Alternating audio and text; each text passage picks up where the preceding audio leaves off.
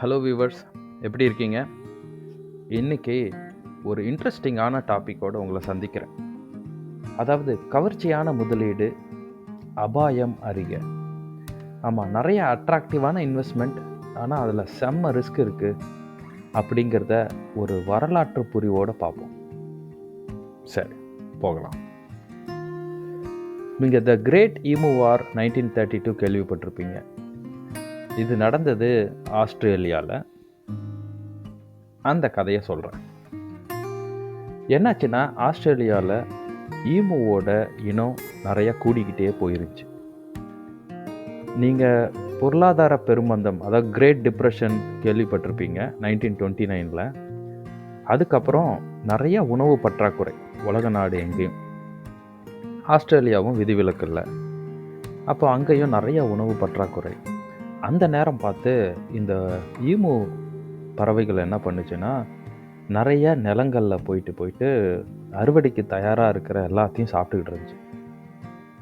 அடடா, இதோட கூட்டம் கூடிக்கிட்டே போகுது, இதை அழிச்சிட்டா ஓரளவு நாம் விளைவிக்கிற பொருள் நமக்கே கிடச்சிரும் அப்படின்னு நினச்சி கவர்மெண்ட் என்ன பண்ணாங்க, 3 இராணுவ வீரர்களை நியமித்தாங்க.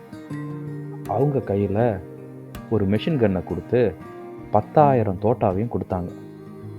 நீங்கள் என்ன பண்ணுறீங்க, இந்த பயிர்களை சுற்றி மேயிற ஈமுவை அழிச்சிருங்க அப்படின்னு சொல்லி கொடுத்தாங்க. என்ன ஆச்சுன்னா, அவங்க சரி இதை அழிக்கலாம் அப்படின்னு போனால், ஈமு பறவைகள் ஒரு தடவை சுட்ட உடனே அதுக்கு தெரிஞ்சு போயிடுது, ஆஹா இங்கே இராணுவ வீரர்கள் இருக்காங்க குண்டோடன்னு சொல்லி. அப்போ என்ன பண்ணுச்சுன்னா, அது அங்கிட்ட இங்கிட்டுமா ஓடிக்கிட்டே இருந்துச்சு. அப்போ இந்த வேலை அவங்க நினச்சா மாதிரி பெருசாக முடியல. அவங்க கையில் 10,000 தோட்டா கொடுத்துருந்தாங்க. ஒரு வாரம் ஃபுல்லாக அங்கே இங்கேன்னு போய் அலைஞ்சு திரிஞ்சு அவங்களால வெறும் 1000 ஈமு கோழியை தான் சாகடிக்க முடிஞ்சிச்சு. 3 இராணுவ வீரர், 10,000 தோட்டா, ஆனால் இறந்த ஈமுவோ 1000 தான்.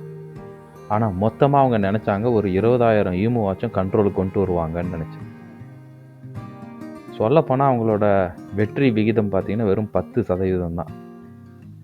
நிறைய பேர் என்ன சொன்னாங்க, விவசாயிகளுக்கு உதவியாக இருந்த இந்த இராணுவ வீரர்களுக்கு ஒரு பரிசு கொடுக்கணும் அப்படின்னும் போது நக்கலாக கவர்மெண்ட் என்ன சொல்லியிருந்தாங்கன்னா, ஏன்பா வெறும் 10% தான்ப்பா ஜெயிச்சிருக்கீங்க, அப்போ 90% ஜெயித்தது ஈமு தான், ஈமுக்கு தான் அந்த கேடயத்தை கொடுக்க முடியும் அப்படின்னு சொல்லி நக்கல் அடித்தாங்க. இது ஒரு வரலாற்று சம்பவம். சரி, இதுக்கும் இன்வெஸ்ட்மெண்ட்டுக்கும் என்ன சம்மந்தம் இருக்குது? இதை புரிஞ்சுக்கணுன்னா நீங்கள் இப்போ ஆஸ்திரேலியாவிலேருந்து நம்ம ஈரோடு பக்கத்தில் இருக்கிற பெருந்துறைக்கு வரணும். இது நடந்தது 2006. ஆஸ்திரேலியாவிலேருந்து நிறைய ஈமு பறவைகளை பெருந்துறைக்கு இறக்குமதி பண்ணி, அதில் நிறைய கம்பெனிஸ், ஒரு குறிப்பிட்டத்தக்கனா சூசி ஃபார்ம்ஸ் சொல்லலாம், அவங்க என்ன பண்ணாங்க, விவசாயிகள்கிட்ட ஈமு பறவைகள் நீங்கள் வளர்க்கலாம், அதோடைய மீட்டு இதுக்கு உதவாகும், அதோட எண்ணெய் இதுக்கு உதவியாக இருக்கும், அப்படி இப்படின்னு இல்லாத பொல்லாதெல்லாம் சொல்லி அவங்கள ஏமாற்றி ஒரு பணத்தை டெபாசிட் பண்ண சொன்னாங்க. அவங்க பண்ணதுக்கு அப்புறம், நாங்கள் மாதம் மாதம் நீங்கள் கட்டின பணத்துக்கு முட்டை கொடுப்போம், சின்ன சின்ன பறவைகள் கொடுப்போம், இல்லை நீங்கள் கட்டின பணத்துக்கு வட்டி கொடுப்போம், அப்படி இப்படின்னு அவங்களால முடிஞ்ச வரைக்கும் அள்ளி போட்டு எல்லா காசையும் திரண்ட உடனே சுருட்டிட்டு எஸ்கேப் ஆயிட்டானு. பல கோடிக்கணக்கான ரூபாய் நஷ்டம் விவசாயிகளுக்கு. ஆனால் இந்த ஸ்கேம் பண்ணவன் சந்தோஷமாக தான் இருக்கான். ஏன்னா இந்த ஸ்கேமர்னு இல்லைங்க, வரலாற்றில் பண்ண அத்தனை ஸ்கேமருமே சில டெக்னிக்காக ஃபாலோ பண்ணுறாங்க. இந்த டெக்னிக் உங்களுக்கு தெரிஞ்சிருச்சுன்னா நிதி அபாயத்திலேருந்து உங்களை நீங்கள் காப்பாற்றிக்கலாம். அதை தான் இன்றைக்கி பார்க்க போகிறோம். சரி, நான் உங்களுக்கு எப்படி முதலீடு செய்யணும்னு சொல்ல போகிறதில்ல, அதை வேற ஒரு இதெல்லாம் பார்க்கலாம். முதலீடை பற்றியே இது பேச்சு கிடையாது. எந்த மாதிரி முதலீட்டிலேருந்து உங்களை பாதுகாத்துக்கணும் அப்படிங்கிற பேச்சு தான் இது. சரி, ஃபஸ்ட்டு இந்த ஸ்கேமர் என்ன பண்ணுவாங்க, அவங்க சொல்கிறது எல்லாமே ஹை ரிட்டர்ன். அதாவது நீங்கள் அவங்க இன்வெஸ்ட் பண்ணுறது ரொம்ப அட்ராக்டிவாக இருக்கும். ஒன்றும் இல்லை, இன்றைக்கி ஈமு கோழி வாங்கினா நாளைக்கே நீங்கள் பணக்காரன் ஆகிடலாம், ரிஸ்க்கு சுத்தமாக இல்லை. ரொம்ப ரிஸ்க்கு கம்மி, ரிட்டர்னும் ரொம்ப ஜாஸ்தி. நீங்க ரூ. 1000 போட்டா ரூ. 2000 கிடைக்கும். ரூ. 2000 போட்டா 4000 கிடைக்கும்னு இல்லாத பொல்லாத சொல்லுவாங்க. நீங்க பல இடத்துல இது கேள்விப்பட்டிருப்பீங்க. ஒண்ணும் இல்ல. நீங்க அந்த காயின் வாங்குங்க, இந்த காயின் வாங்குங்க.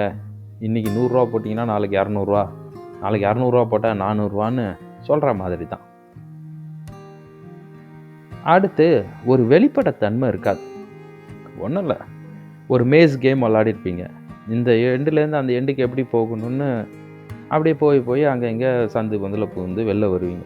ஆனால் இவங்க சொல்கிறத பார்த்தா உங்களுக்கு முழுசாக எல்லாமே புரியாது. பாதி பேசுவாங்க, பாதி பேச மாட்டாங்க, முழுசாக சொல்லவே மாட்டாங்க.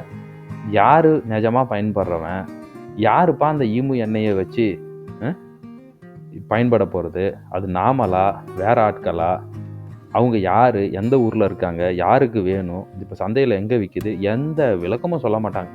பாதி சொல்லுவாங்க, பாதி சொல்ல மாட்டாங்க. அப்போ ஒரு குழப்பத்தை உருவாக்குவாங்க. அடுத்து என்ன பண்ணுவாங்க, ஒரு அவசரத்தை உருவாக்குவாங்க. இது ரொம்ப முக்கியம். எல்லா ஸ்கேமரும் இதை கண்டிப்பாக பண்ணுவாங்க. என்ன சொல்லுவாங்க, இன்றே முந்துங்கள், இன்னைக்கு நீங்கள் இந்த சான்ஸை மிஸ் பண்ணிட்டீங்க, நாளைக்கு பெரிய நஷ்டவாளியாக ஆகிடுவீங்க. எங்களுக்கு குறைஞ்ச ஸ்டாக்கு தாங்க இருக்குது, நாங்கள் யார் ஃபஸ்ட் கம் ஃபஸ்ட் சர்வ், சீக்கிரமாக யார் வராங்களோ அவங்களுக்கு கொடுப்போம், லேட்டாக வர்றவங்க சாரி.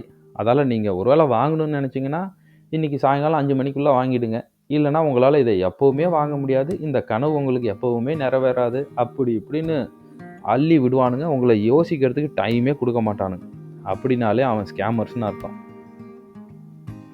அடுத்து நீங்கள் ஏதாவது எசக்கு பசக்கா இது என்ன ரிஜிஸ்டர் பண்ண கம்பெனியா, எந்த அரசாங்கம் இதை பரிசீலனை பண்ணுது, யாருக்கு நீங்கள் கணக்கு கொடுக்குறீங்க, என்ன இந்த மாதிரி நீங்கள் ஏதாவது டீட்டெயில்ஸ் கேட்டு பாருங்கள், ஒன்றும் சொல்ல மாட்டாங்க. ஏன்னா நிறைய ஸ்கேம் பண்ணுற கம்பெனி பார்த்தீங்கன்னா பதிவு செய்யப்படாத, அதாவது எந்த அரசாங்க சட்டத்திட்டங்களுக்கும் உட்படாத ஏமாத்துக்காரங்களாக இருப்பாங்க. அப்புறம் நீங்கள் ஏதாவது விளக்கம் கேட்டு பாருங்கள், எப்படிங்க இந்த 1000 ரூபா 2000 ரூபா ஆகும், அந்த டீட்டெயில் சொல்லுங்கன்னா அது ஒரு பெரிய சிக்கலான விஷயமா சொல்லுவான்.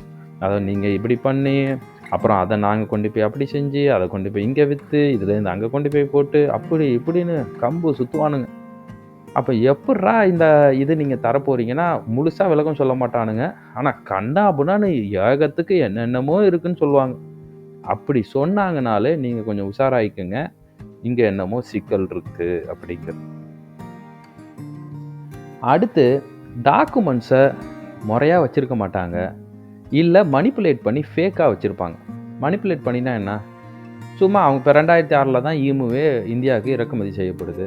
இவனுங்க ஒரு 1995லேருந்தே ஈமு வளர்த்ததாகவும், அதில் இது வரைக்கும் ஒரு 300 ஃபார்மர்ஸ் வெற்றி அடைஞ்சதாகவும் அப்படியும் இப்படியும் சொல்லும் போது நீங்கள் நம்பவே ஆரம்பிச்சிடுவீங்க. ஓ, இது ரொம்ப நாள் நடந்துக்கிட்டு இருக்கு, நமக்கு தான் தெரியல போல இருக்குன்னு உங்களை சந்தேகப்படுவீங்க. ஆனால் அவங்கள சந்தேகப்பட மாட்டீங்க. இந்த மாதிரிலாம் எசகு பிசகு பண்ணுவாங்க, கவனமாயிரு. அதுக்கடுத்து உங்களுக்கு தெரிஞ்ச விஷயந்தாங்க, செல்ஃபோனில் கால் பண்ணுவாங்க, லேண்ட்லைனில் கால் பண்ணுவாங்க. கால் பண்ணி சொல்லுவாங்க, சார் பெங்களூரில் ஒரு கிரெடிட் கார்டு ஆஃபர் இருக்குது, வாங்கிக்கோங்க, உங்களுக்கு ஒரு பரிசு விழுந்திருக்கு அப்படிம்பாங்க. எனக்கு ஏன்பா பரிசு, நான் என்ன பண்ணேன் எனக்கு பரிசு கொடுக்க நீங்கள் கேட்டிங்கன்னா அவங்க சொல்லுவாங்க, இல்லை சார் உங்கள் நம்பர் நாங்கள் குலுக்கல் முறையில் தேர்ந்தெடுத்திருக்கோம், அது பண்ணணும் இது பண்ணணும்பாங்க. கிட்ட போனவொடனே டெபாசிட் கட்டுங்க, காசு தரோம்பானுங்க. பொதுவாக இந்த 7 அறிகுறிகளை வச்சுக்கிட்டு நீங்கள் பண்ணுற முதலீடு அபாயம் இருக்கா இல்லையான்னு தெரிஞ்சுக்கணும். சரி, நீங்கள் இந்த மாதிரி ஏதாவது ஸ்கேமில் மாட்டியிருந்தீங்கன்னா கமெண்ட்ஸில் போடுங்க. பொதுவாக இந்த மாதிரி வீடியோக்கள் பிடிச்சிருந்தா லைக் பண்ணுங்கள், மறக்காமல் உங்கள் ஃபேமிலி அண்ட் ஃப்ரெண்ட்ஸ் கூட ஷேர் பண்ணுங்கள், சப்ஸ்கிரைப் பண்ணுங்கள். ரொம்ப நன்றி, பாய்.